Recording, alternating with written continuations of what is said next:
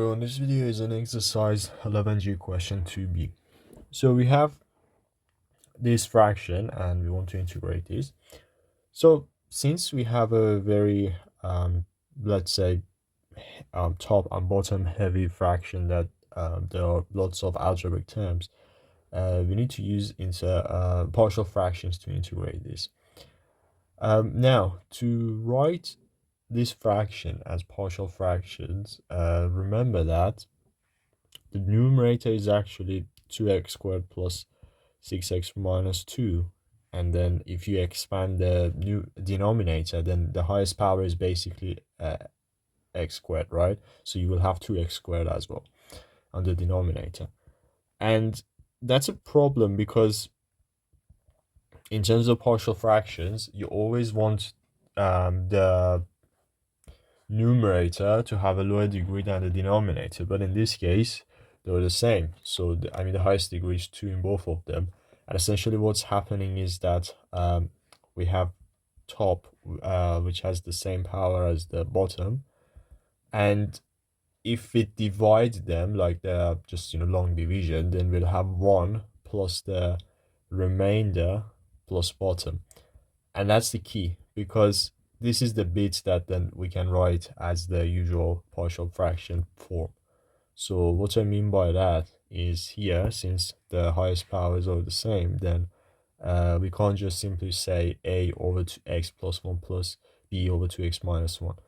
But we can say 1 plus a over x plus 1 plus b over 2x minus 1. So this 1 basically takes care of the fact that the two powers are equal, the highest powers, and then a and b fractions are for the remainder part, basically.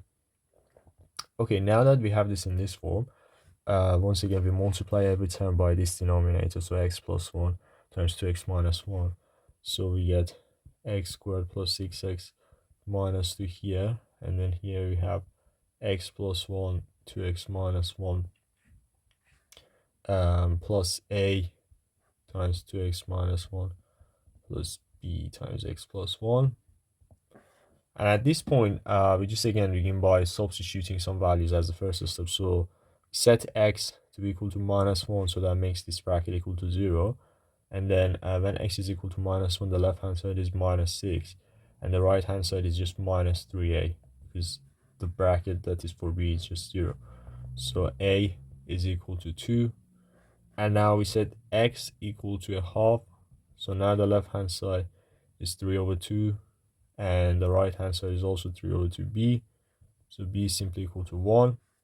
Now we are at a position to substitute this and solve the integration. So we can now rewrite the integral as basically 1 plus 2 over x plus 1 plus 1 over 2x minus 1 dx.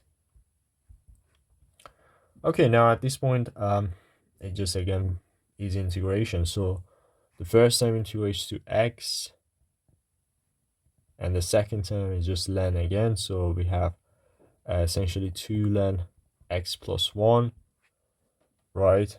And finally, the second term is basically 1 over 2 ln 2x minus 1, because when you differentiate this, you will have 2 over 2x minus 1. So this half will cancel out with the 2.